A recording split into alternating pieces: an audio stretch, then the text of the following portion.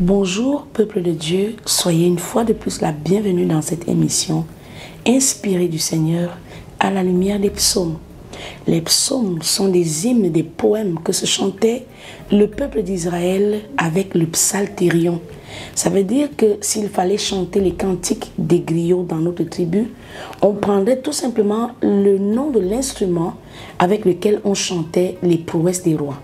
Les psaumes chantent les prouesses de notre Dieu et encore plus les positionnements de foi qu'ont manifesté les anciens afin que cela reste à la mémoire des jeunes générations que le Dieu que nous adorons est digne de notre admiration.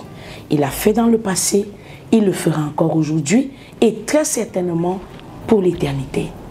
Bien-aimés dans le Seigneur, à la lumière du psaume 131, il y a un message.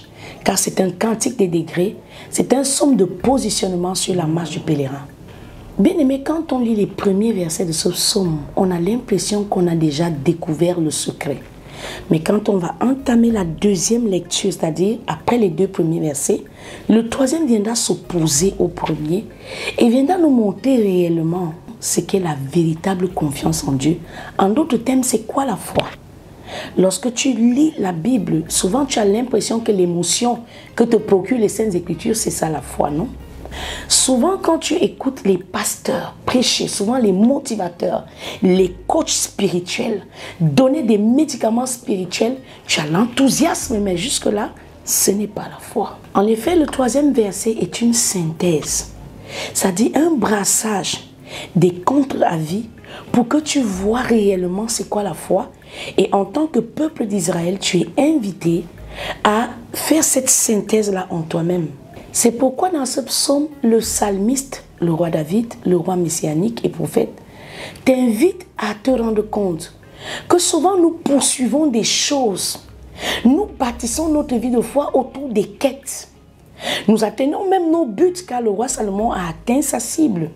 Il a accompli sa destinée. Il s'est assis sur le trône éternel par l'héritage de la prospérité. Mais seulement, il en ressort qu'il mesure que c'était tout simplement une course farandole, une course folle, une course vaine. Il en ressort donc la vanité, toute la vanité. Donc le fait que tu aies la foi ne devrait pas se limiter à ce que Dieu te donne ce pourquoi tu as prié. Le fait que tu aies la foi ne doit pas seulement se limiter à l'accomplissement de ta destinée. Mais par-dessus tout, le fait que tu aies la foi doit s'identifier à la quête de la vie éternelle. Recherche premièrement le royaume des cieux et la justice. Et toutes les choses que tu cherches par-dessus tout te seront données.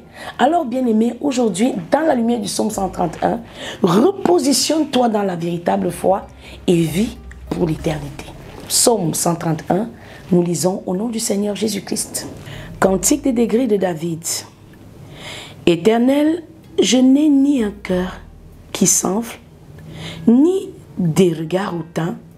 Je ne m'occupe pas des choses trop grandes et trop élevées pour moi. Loin de là, j'ai l'âme calme et tranquille, comme un enfant sevré qui est auprès de sa mère. J'ai l'âme comme un enfant sevré, je ne m'inquiète pas, tout va bien. Ça, c'est le roi David qui parle. Il a accompli ses destinées. Il est apaisé d'avoir vu la gloire de Dieu se manifester dans sa vie. Il ne veut pas plus que ça. Il se contente du peu.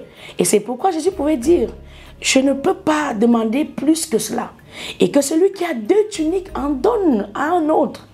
Ne sois pas trop content du confort dans lequel tu te trouves parce qu'en réalité, cette vanité pourrira.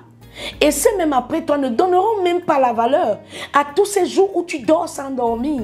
Tu es en train de te battre pour acquérir un terrain. Tu es en train de te battre pour avoir une vie de foyer exemplaire.